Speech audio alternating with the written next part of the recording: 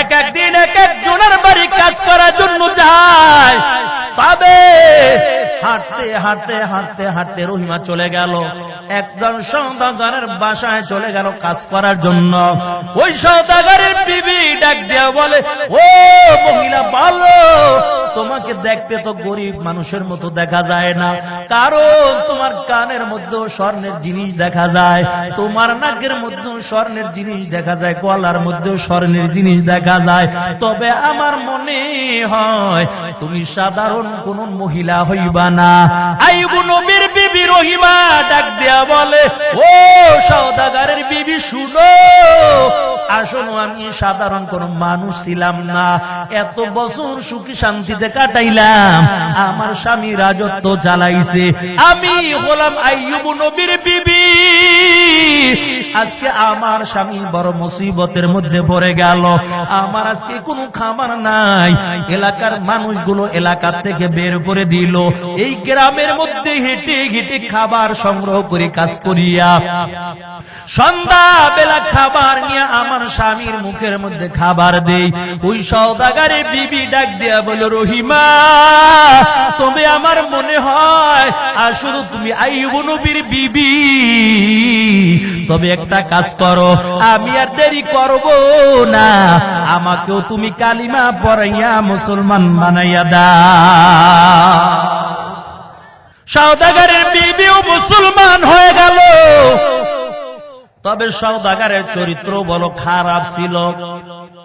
সওদাগরের বিবি ডাক দিয়া বলে, ও স্বামী আমার, এই মহিলার দিকে আপনি খারাপ নজর দিয়ে তাকাবেন না, কারণ একজন নবীর স্ত্রী, এমন করে করে খাবার নিয়ে যায়। তবে সওদাগরের বিবি ডাক যখন বলল, স্বামী আমার, এই মহিলা একজন নবীর বিবি, সাবধান, খারাপ নজর দিয়া তার দিকে তাকাবেন না। ওই সওদাগর ডাক দিয়া বলে, বিবি, বড় সুবর্ণ একটা সুযোগ চইলা যায়। কয়, কি সুযোগ? কয়, যদি নবীর স্ত্রী হয় তাদের কাপড় চুপুরের মধ্যে বড় বরকত। কয়, হয়তো তার গায়ের যে ওড়নাটা দেখা যায়, কাপড়টা দেখা যায়, ওখান থেকে একটু কাপড় কেটে রাইখা দাও, আমাদের ঘরের মধ্যে রাখবো, বরকত হিসাবে আমাদের ঘরের মধ্যে থাকবে। ইবলিসা কয়, না, ধোকা দিয়া সওদাগরে কয়, না, এটা করিস না। কয়, কি করবি? কয়, মাথার একটু চুল কাটিয়া রাখ, কারণ আইয়ুব নবী উঠতে পারত না, মাঝে মাঝে রহিমা বসতো, মাথার চুল ধইরা তারপর আইয়ুব নবী বসতো, তো চুল কাটিয়া রাখ, তাহলে আইয়ুব নবী আর উঠতেও পারবে না। ওদিক থেকে সওদাগরের বিবি ডাক দিয়া বলে, ও রহিমা, আমি তো মুসলমান হয়ে গেলাম, তবে একটা কথা বলতে চাই, তোমার খাবারের অভাব হবে না, যত খাবার গুলো আমি দিব আমার থেকে খাবার নিবা, খাবারের কোনো চিন্তা নাই। তবে রহিমা, একটা শর্ত তোমার মানা লাগবে। কয়, কি শর্ত? কয়, তোমার মাথার চুলগুলো কত সুন্দর দেখা যায়, আমাকে কিছু চুল কেটে দাও, আমি ওখান থেকে কিছু চুল রাখবো বরকত হিসাবে। ও রহিমা, আমি কাউকে বলবো না, একটু চুল আমাকে কেটে দাও। যখন রহিমা সরল সোজা মানে চুলগুলো কেটে দিয়া দিলাম, ইবলিসা এইবার যাইয়া আইয়ুব নবীর ধোকা দিয়া ফেলাইছে। কয়, কি ধোকা? কয়, আইয়ুব, আপনারে কই থেকে খাবার আইনা দেয় আপনার বিবি, আপনি তো খাইতে আছেন, কোনো খবর রাখেন না। কয়, কে? আপনার বিবি রহিমা অপকর্ম করার কারণে ধরা খাইছে, তার চুল মানুষে কাইটা দিচ্ছে।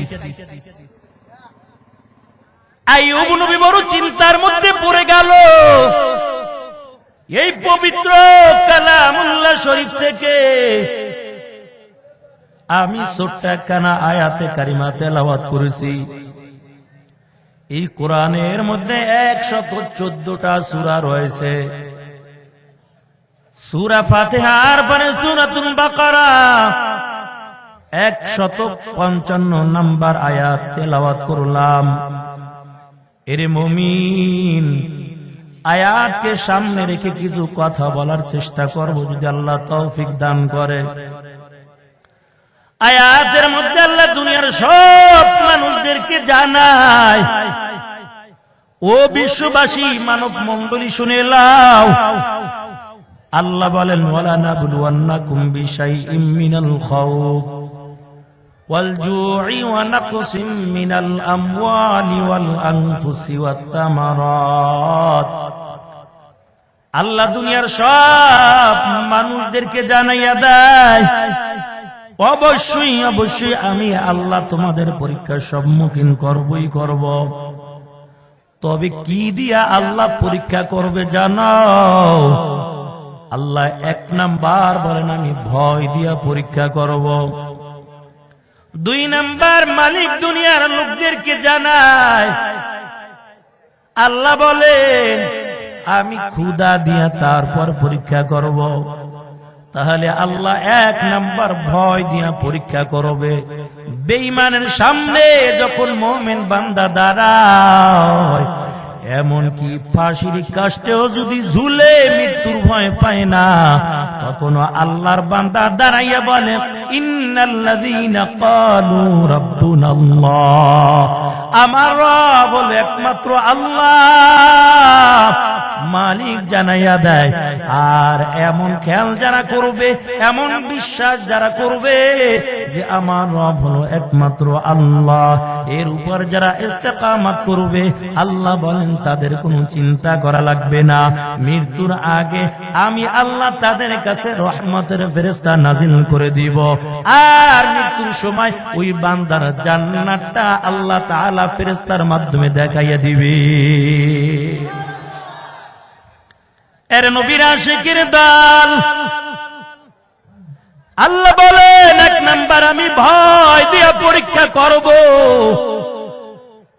দুই নাম্বার আল্লাহ তাআলা বলেন অল জু', আল্লাহ বলেন আমি ক্ষুধা দিয়া তারপর পরীক্ষা করব। এই জন্য সাহাবায়ে কেরামদেরকে আল্লাহ তাআলা পরীক্ষা করেছে। জান্নাত কি এত সোজা যে মামুর বাড়ি পাইলাম আর গেলাম? পরীক্ষা দিয়া কষ্ট করে তারপরে যেতে হবে। আল্লাহ বলেন আমি ভয় দিয়ে পরীক্ষা করব। দুই নাম্বার আল্লাহ বলেন আমি ক্ষুধা দিয়া পরীক্ষা করব। সমস্ত নবীদেরকে আল্লাহ তাআলা পরীক্ষার সম্মুখীন করেছেন। আল্লাহ যাকে পছন্দ করেন, যাকে বড় ভালোবাসেন, আল্লাহ তাআলা ওই বান্দার উপর পরীক্ষা শুরু করে দেয়। আর পরীক্ষার মধ্যে যারা ধৈর্য ধারণ করবে, আল্লাহ বলেন তাদের চিন্তা করা লাগবে না, তাদের জন্য রয়েছে পরকালে সুসংবাদ। তাহলে আল্লাহ তাকিদ দিয়া বলেন অবশ্যই অবশ্যই আমি পরীক্ষার সম্মুখীন করবই করব। ভয় দিয়া পরীক্ষা করবে, আল্লাহ বলেন ক্ষুধা দিয়ে আমি পরীক্ষা করব। এর নবীর আশিকের দল সাহাবায়ে কেরাম কত কষ্ট করেছে। নবীর সাহাবী জাবের রাদিয়াল্লাহু তাআলা আনহু গরীব ছিলেন। আল্লাহর পয়গম্বর ৭০ থেকে ৭২ জন সাহাবায়ে কেরামদেরকে নিয়ে ওই খন্দকের যুদ্ধ থেকে মদিনার মসজিদে নববীর মধ্যে হাজির হয়। জাবের রাদিয়াল্লাহু তাআলা মসজিদে নববীর মধ্যে ঢুকে গেল। আল্লাহর নবীর চেহারার দিকে যখন নজর দেয়, তাকাইয়া দেখে আমার নবীর চেহারাটা বড় শুকনা দেখা যায়। আল্লাহর পয়গম্বরের চেহারা বড় শুকনা দেখা যায়। নবীর কাছে জাবের যাইয়া কয়, ও পয়গম্বর, আপনার চেহারাটা এত শুকনা কেন দেখা যায়? কিছুই তো বুঝলাম না। যেই নবীর চেহারার দিকে যদি কোন মানুষ একবার তাকায়, একদিন আর 2 দিন না 3 দিনের ক্ষুধা পর্যন্ত সাথে সাথে নিবারণ হয়ে যায়। ইমামুল আউয়ালিন ওয়াল আখিরিন বহরে সাদাকা রহমাতান লিল আলামিন সাইয়্যিদুল কওম নাইনে খাতুমুল মুরসালিন আখিরা মুদবুদে ফখরুল আউয়ালিন সাদা জুদাশ রহমাতাল লিল আলামিন মসজিদে ওষুধ হামার জমিন। এর নবীর আশিকের দল জাবের রাদিয়াল্লাহু তাআলা আনহু বলেন, ও পয়গম্বর, আপনার চেহারাটা বড় শুকনা দেখা যায়, বড় মলিন দেখা যায়। আল্লাহ নবী ডাক দিয়া বলে, জাবের, একদিন আর 2 দিন না 3 দিন পর্যন্ত খাবার খাই না, না খেয়ে কাজ করতেছি দিনের জন্য। ও জাবের, তবে আমি একা নয়, আমার সামনে যত সাহাবায়ে কেরাম দেখো খাবার পায় না, না কে তার বড় দিনের কাজ করতেছি। জাবের তাড়াতাড়ি দৌড়াইয়া আবার বাড়িতে চলে গেল। বিবিকে ডাক দিয়া বলে, বিবি বলো ঘরের মধ্যে কোনো খাবার আছে কিনা বলো, কারণ আমার নবী 3 দিন পর্যন্ত খাবার খায় না। এরে মুমিন, যেই নবীকে না বানাইলে আসমান জমিন নবমণ্ডল হাওয়া গন্ধম জান্নাত জাহান্নাম কিছুই বানাইতো না, ওই নবী 3 দিন পর্যন্ত খাবার না কেউ তারপরে দিনের কাজগুলো করে। জাবের বিবি ডাক দিয়া বলে, ও স্বামী আমার, তবে তেমন কোন খাবারের ব্যবস্থা নাই, ঘরের মধ্যে অল্প একটু আটার সামান্য একটু বকরির গোশত আছে। আল্লাহর পয়গম্বরকে আপনি দাওয়াত করে দেন, আল্লাহর নবীকে আমার বাড়ি মেহমান বানাইয়া দেন, আমি গোশত রান্না করব এবং রুটি বানাইব। জাবের আবার দৌড়াইয়া ওই মসজিদে নববীর মধ্যে চলে যায়, নবীর কানের সঙ্গে আস্তে করে মুখটা লাগাইয়া আমার নবীকে ডাক দিয়ে বলেন, পয়গম্বর, সংবাদটা যেন অন্য সাহাবায়ে কেরাম না জানে, কারণ আমার ঘরের মধ্যে তেমন কোনো খাবারের ব্যবস্থা নাই, অল্প একটু আটা আর সামান্য একটু বকরির গোশত আছে। ও নবী আমার, আপনি আমার বাড়ির মেহমান হয়ে যাবেন, তবে সকল সাহাবীদের মেহমানদারি করাতে পারবো না। সংবাদ যেন অন্য সাহাবায়ে কেরাম না পায়। আপনি আমি এলে কইতাম ঠিক আছে, কাউরে জানানোর দরকার নাই, নিজে আগে বাইসা লই। কিন্তু মায়ার নবী চিন্তা করলো না, আমি খাবো আর আমার সাহাবীরা না খাইয়া থাকবে, এটা হতে পারে না। আল্লাহর পয়গম্বরের সামনে যত সাহাবায়ে কেরাম ছিল, মায়া নবী সকল সাহাবীদেরকে ডাক দিয়ে বলে, সাহাবীরা শুনো, তোমাদের কোনো চিন্তা করা লাগবে না, আমরা সবাই মিলে আজকে জাবেরের বাড়ির মেহমান হয়ে যাব। আল্লাহু আকবার বলেন। এর নবীর উম্মতের দল জাবের আবার দৌড়াইয়া বাড়ি চলে যায়, ডেকে ডেকে বলে, বিবি বড় সর্বনাশ বুঝি হয়ে গেছে। জাবের বিবি কয়, কেন কি হইছে কোন? কয়, রাসূলের দাওয়াত দিলাম একা, আস্তে করে কইলাম, কিন্তু রাসূল তো সব সাহাবীদের দাওয়াত দিয়ে দিচ্ছে। জাবের বিবি ডাক দেখো, স্বামী আমার, আপনার কোনো চিন্তা করা লাগবে না, আপনি বুঝে শুনে আমার রাসূলকে দাওয়াত করেছেন, আমার রাসূল বুঝে শুনে তারপর সাহাবীদের দাওয়াত দিয়েছে, আপনার কোনো চিন্তা করা লাগবে না। মায়ার নবী সাহাবীদেরকে নিয়া জাবেরের বাড়ি হাজির। জাবেরের চেহারার মধ্যে একটা চিন্তার ভাব পড়ে গেছে, এই অল্প একটু গোশত আর কয়েকটা রুটি দিয়ে কেমন করে 70 থেকে 72 জন সাহাবীদেরকে মেহমানদারি করাবো। আল্লাহ রাসূল যখন জাবেরের চেহারার দিকে তাকায়, মায়ার নবী চেহারার দিকে তাকাইয়া বুঝা ফেলাইছে জাবের বড় চিন্তা করতেছে।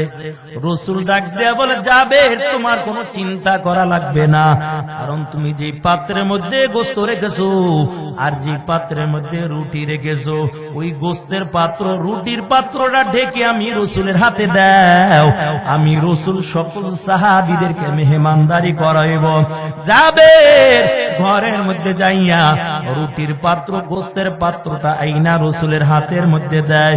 মায়ার নবী এক একটা রুটি আর গোশত উঠাইয়া সাহাবীদের দেয়। পেট ভরে ভরে 70 থেকে 72 জন সাহাবায়ে কেরাম খাইল।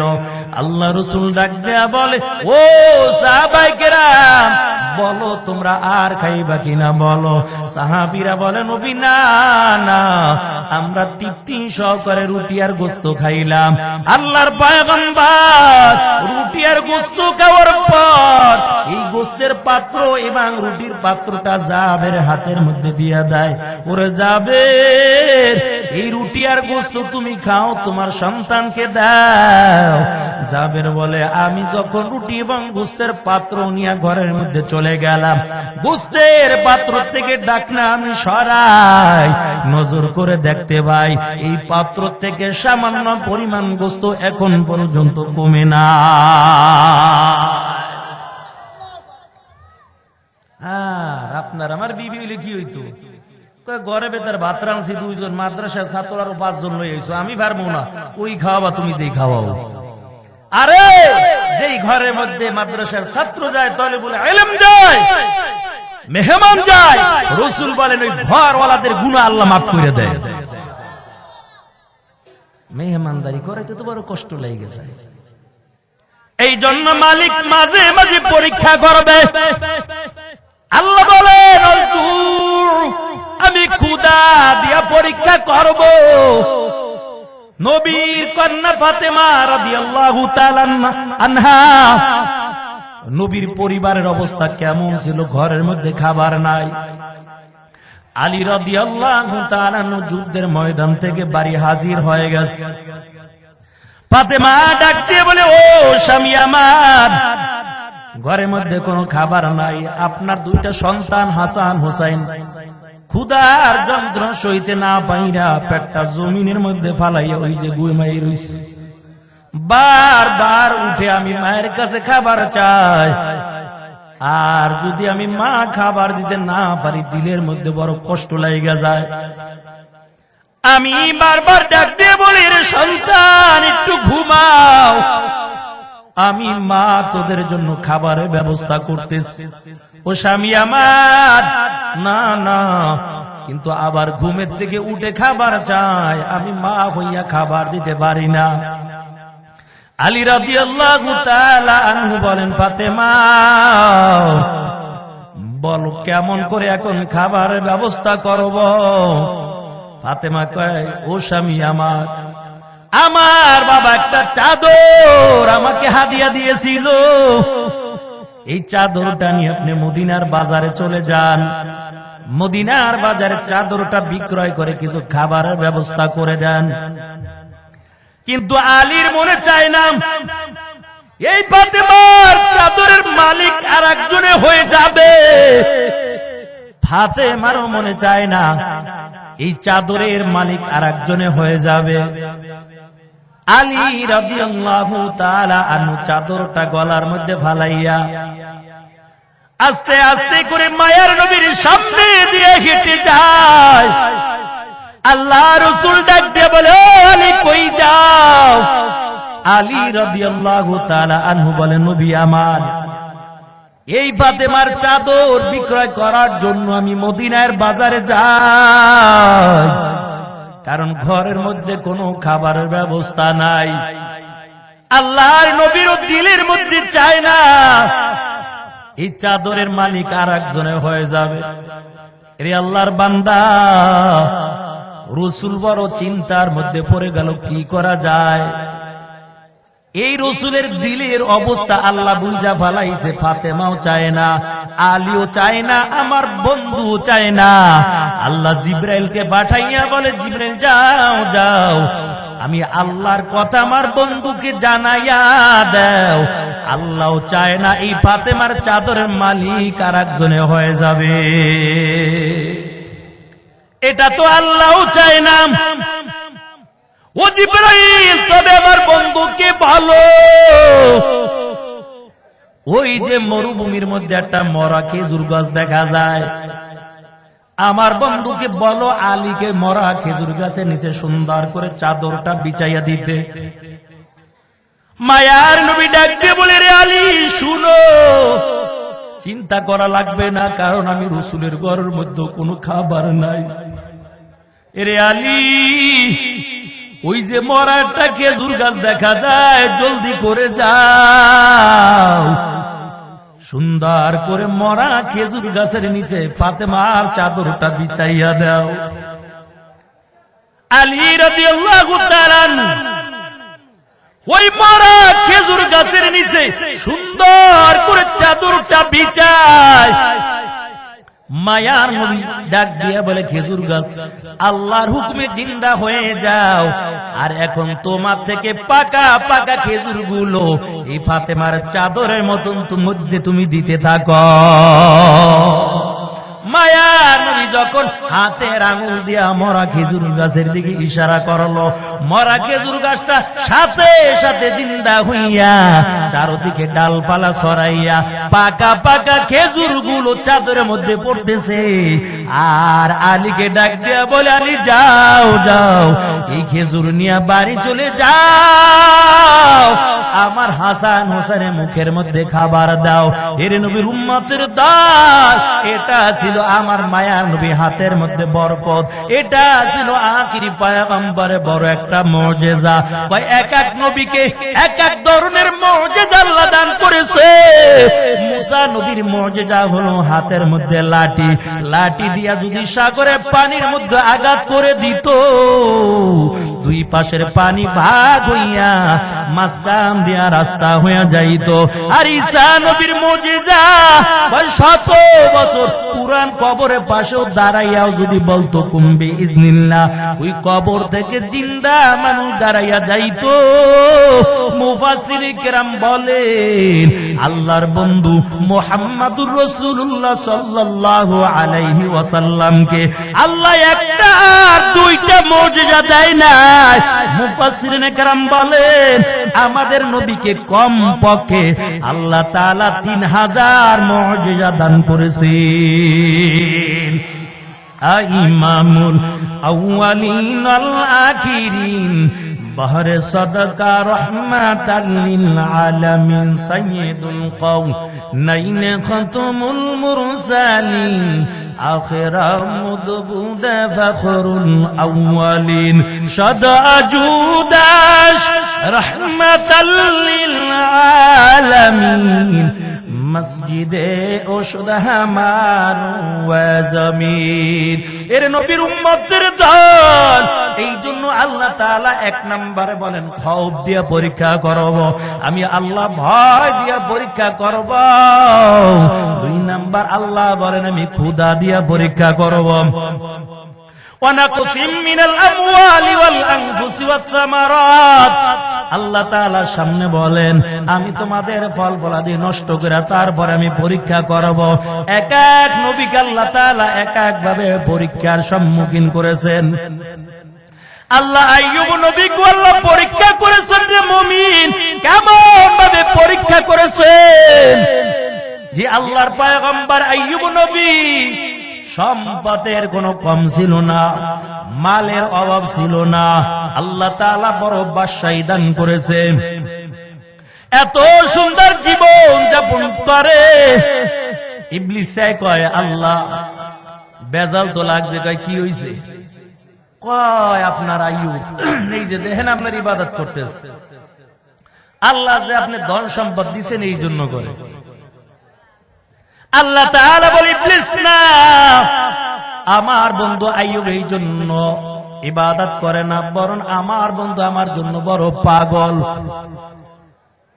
ওই ইবলিস ডাক দিয়ে কয় ও তার মালিক, আমি বলি না না, তাকে সুখে শান্তিতে রাখছেন এই জন্য আপনার গোলামি করতেছে। আল্লাহ কয় তাহলে পরীক্ষা করে দেখো। কয় কেমনে পরীক্ষা করব? ক্ষমতা দেন। আল্লাহ বলে যাও ক্ষমতা দিয়ে দিলাম, আইয়ুব নবীকে তুমি পরীক্ষা করো, আমি ক্ষমতা দিয়ে দিলাম। ইবলিস ক্ষমতা পাওয়ার পর আইয়ুব নবীর মালগুলো সব নিয়ে গেল।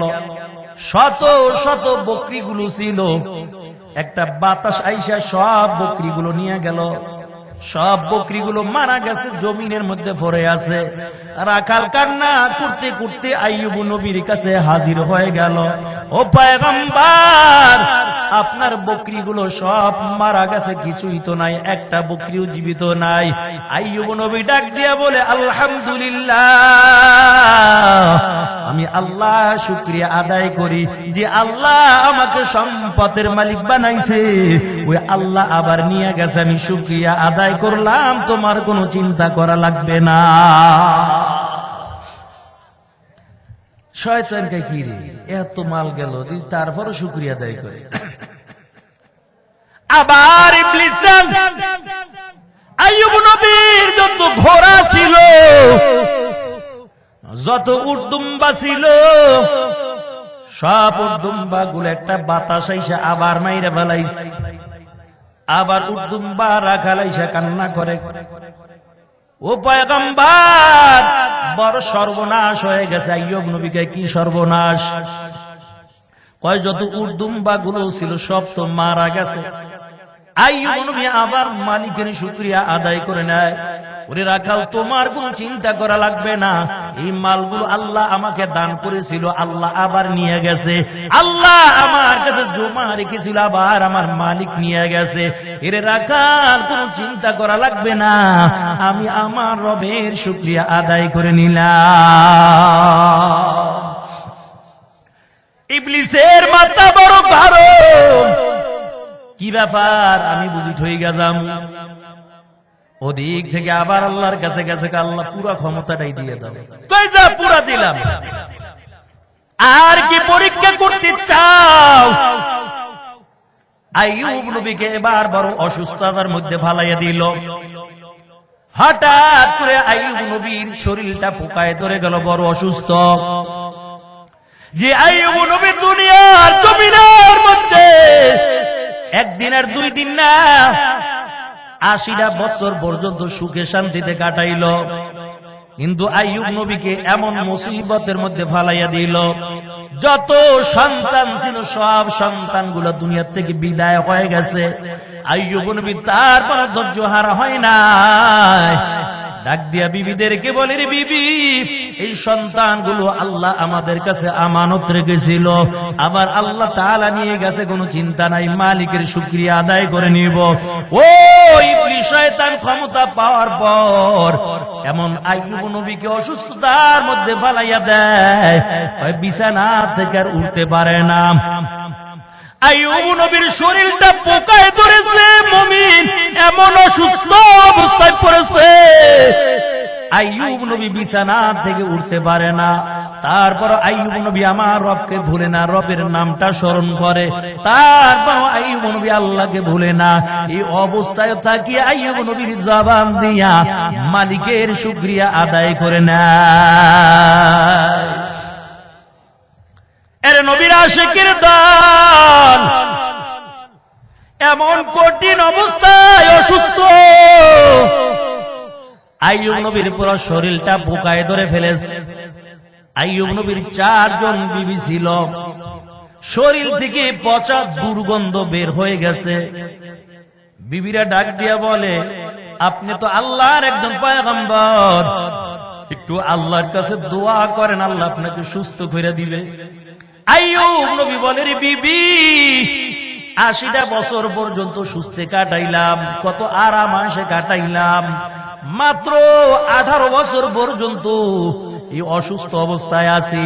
যতদিন পর্যন্ত 80 বছর অসুস্থ না হব, ততদিন পর্যন্ত সমান সমান হবে না। এরে বিবি, আল্লাহ 80 বছর সুখে শান্তিতে রাখলাম, আর 18 বছর অসুস্থ হইয়া এখনই আমি মালিকের কাছে সুস্থতার নেয়ামতের দোয়া করব?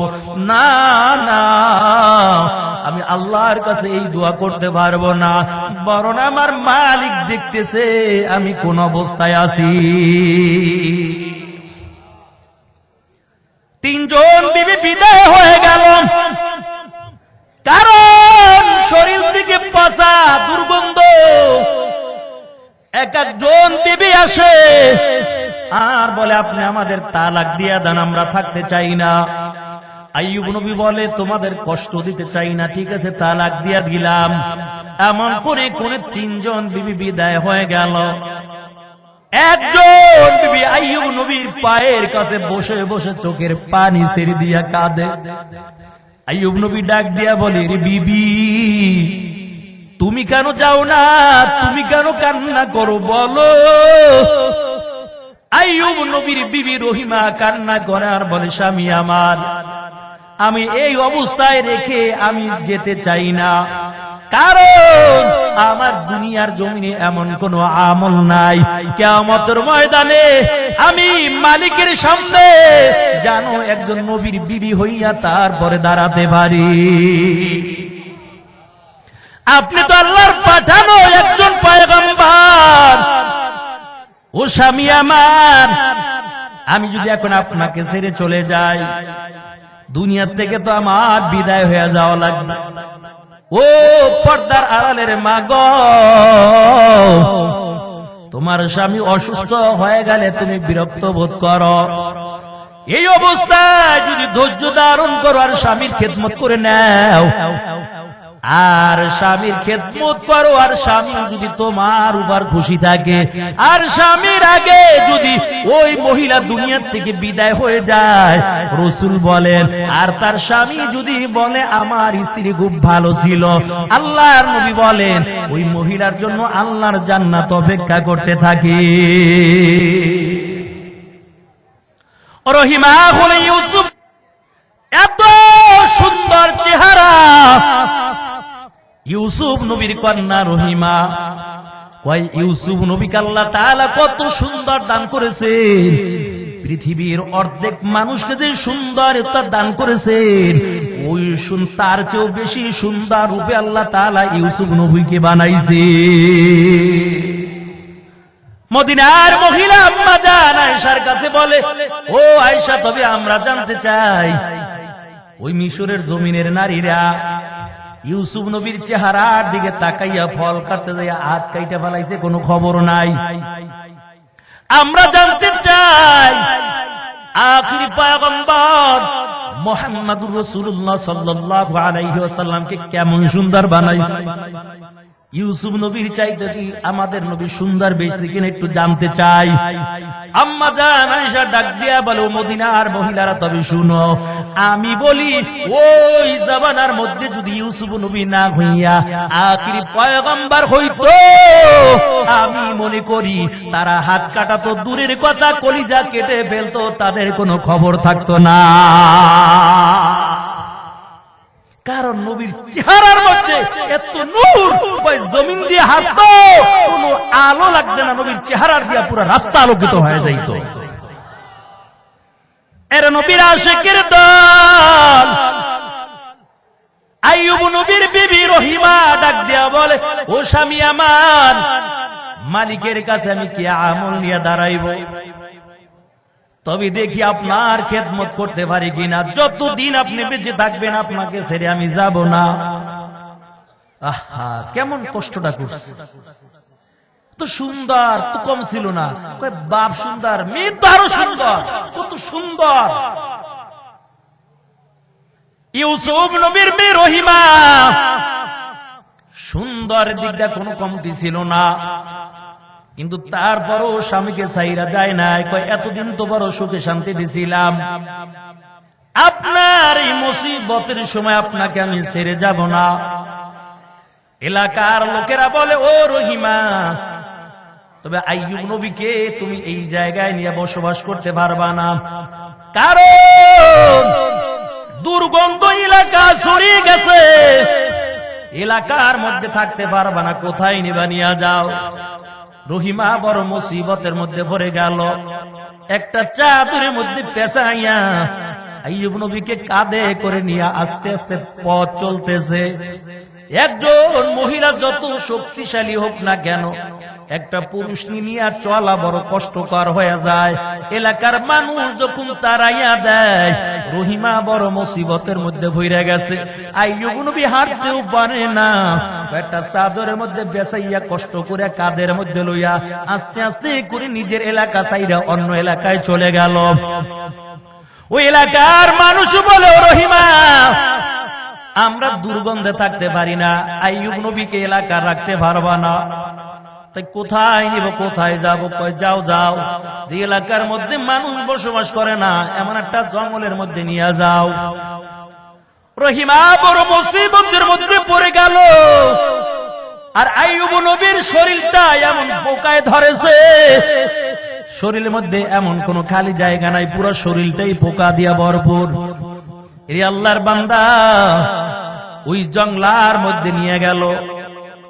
ওই জায়গার মধ্যে সুন্দর করে সাজাইয়া একটা ঘরের মতো বানাইয়া একটা তাঁবু টানাইয়া রহিমা পয়গম্বর আইয়ুব কিনে ওই জায়গার মধ্যে থাকে। কিন্তু খাবার নাই, কোন খাবারের কোন ব্যবস্থা নাই, খাবার কোথায় পাবে?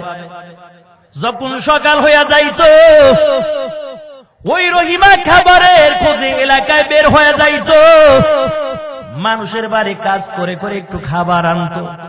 এই খাবার নিয়ে সন্ধ্যাবেলা আসতো, আইয়ুব নবীর মুখের মধ্যে দিত। আইয়ুব নবী মুখ দিয়া জিহ্বা দিয়া চাবাইতে পারতো না, দাঁত দিয়া চাবাইতে পারতো না, জিহ্বাটা নাড়াইতে পারতো না, কোন চামচের কোন ব্যবস্থা ছিল না। কয়ে একটাই মাত্র চামচ, সেই চামচটা হলো রহিমার জিহ্বাটা। ওই রহিমা খাবারটা মুখের মধ্যে নিয়ে সুন্দর করে চিবাইয়া চিবাইয়া, কোন লোহার চামচ যেত না, কারণ মুখের গোস্তগুলো পোকায় খাইয়া ফেলাইছে। এই জন্য খাবারটা জিহ্বার মধ্যে রহিমা নিয়া আস্তে করে জিহ্বাটা আইয়ুব নবীর মুখের মধ্যে দিয়া দিত। একটু ঘৃণা করতো না যে মুখের মধ্যে তো এত পোকা, তারপর একটু ঘৃণা করতো না, জিহ্বার মধ্যে খাবার নিয়ে আইয়ুব নবীর মুখের মধ্যে দিত। এমন করে করে দিন যায়, রাত্র চলে যায়, আর মানুষের বাড়ি কাজ করে করে তারপর জীবনটা চালায়। এক একদিন এক একজনের বাড়ি কাজ করার জন্য যায়, তবে হাঁটতে হাঁটতে হাঁটতে হাঁটতে রহিমা চলে গেল একজন সওদাগরের বাসায়, চলে গেল কাজ করার জন্য।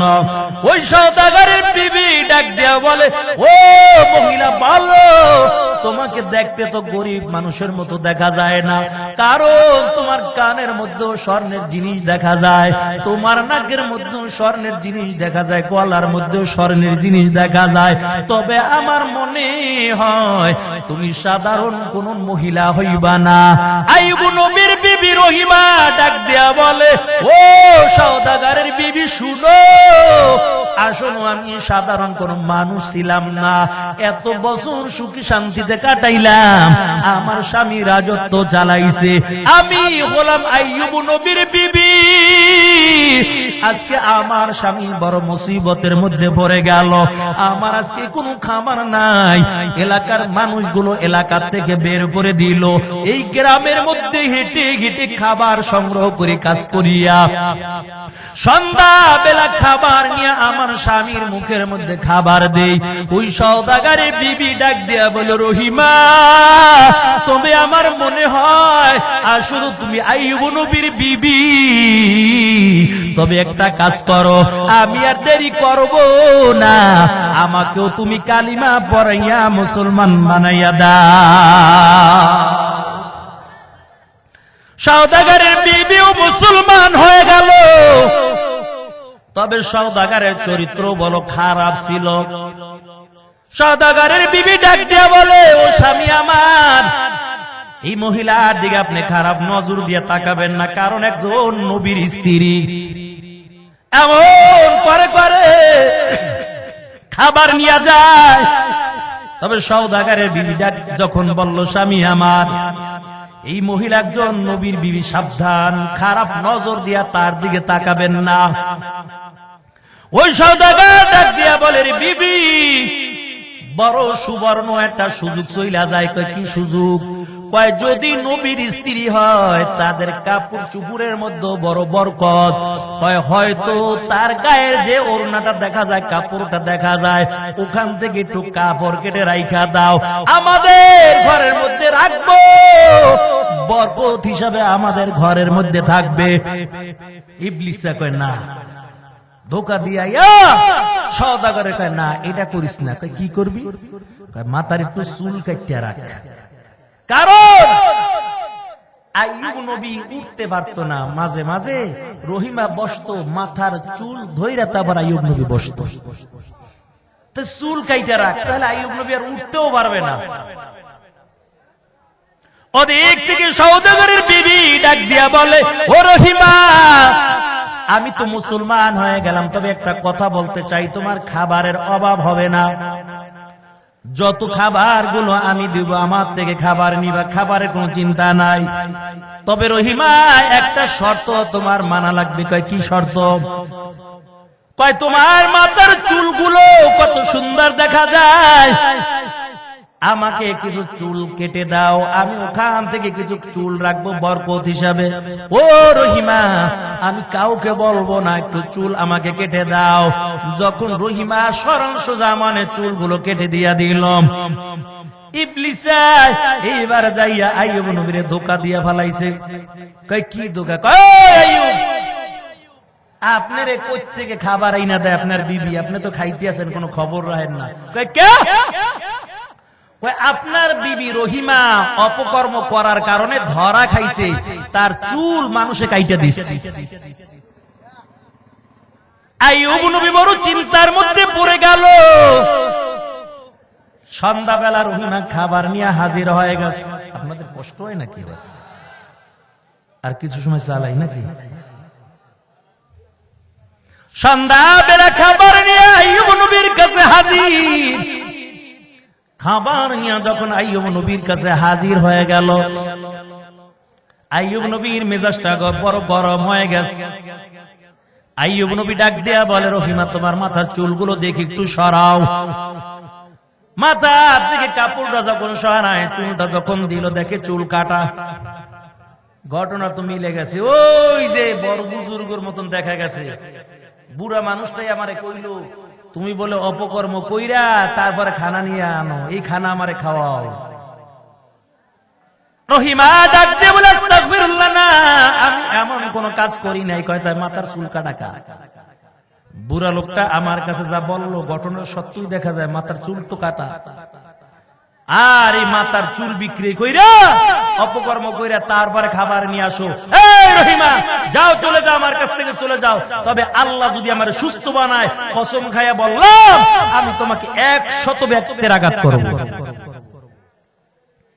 রহিমা তারপর আইয়ুব নবীকে ছেড়ে যায় না, ধমক দিয়ে বলে, আমি তোমার খাবার খাবো না, যাও যাও, তুমি আমার কাছ থেকে সরে যাও। রহিমা একটু দূরে যাইয়া আইয়ুব নবীর চেহারার দিকে তাকাইয়া তাকাইয়া কাঁদে। কারণ হলো, এই অসুস্থতার মাঝে যদি ফেলে যায়, কে তাকে দেখবে? আর এমন মিথ্যা অপবাদ কে দিল, কিছুই তো বুঝলাম না। আমার স্বামী বুঝতে পারে নাই। আরে আল্লাহর বান্দা, আইয়ুব নবীর মেজাজ বড় গরম হয়ে গেল। আবার পরের দিন যখন খাবার সংগ্রহ করতে চলে যায়, ওদিক থেকে পোকাগুলো খেতে খেতে আইয়ুব নবীর জিহ্বাটা একটা পোকায় কামড় দিয়া ধরছে।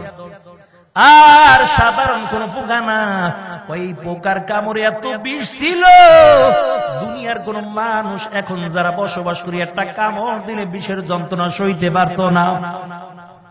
এই পোকা যখন আইয়ুব নবীর জিহ্বাটার মধ্যে কামড় দিয়া ধরেছে, জিহ্বাটা খাইতেছে, আল্লাহ তাআলা জিবরাইলকে পাঠাইয়া বলে, জিবরাইল, যাও যাও, আমার বন্ধুর কাছে যাও। জিবরাইল আইসা আইয়ুব নবীর সালাম দিয়া দিছে। আইয়ুব নবীর সালামের উত্তরটা একটু দেরি কইরা দিছে। জিবরাইল যখন সালাম দিয়া দিল, সালামের জবাব একটু দেরি করে দেয়। জিবরাইলকে একটু পর ডাক দিয়া কয়, জিবরাইল, সালামের উত্তর একটু দেরি করে দিলাম, মনে কষ্ট হয়েছে, কিছু মনে করছো? জিবরাইল ডাক দিয়ে কয়, মনে তো ব্যথা নেওয়ার কথা, কারণ আপনি একজন নবী হইয়া সালামের উত্তর যদি দেরি করে দেন, আপনার উম্মতেরা তো মোটেও দেবে না। আর সালামের অবস্থা আমাদের এমন 12টা বাজে গেছে, আসসালামু আলাইকুম, সালাম হওয়ার ঠিক মতন দিতে পারে না।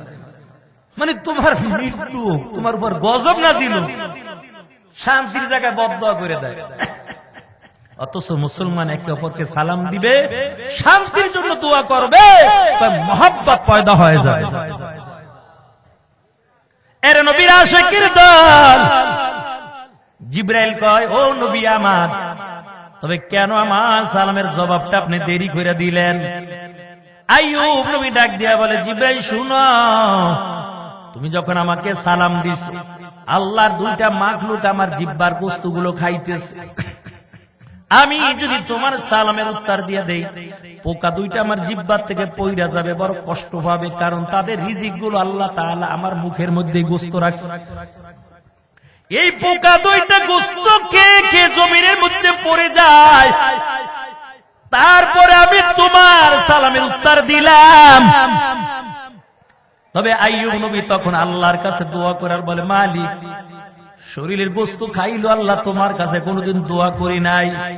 আয় আল্লাহ, সব চেহারা গুলো পোকায় খাইলো, দোয়া করি নাই, তবে জিহ্বাটা যদি খায়, কেমন করে আমি তোমাকে ডাকবো আল্লাহ একটু বলো।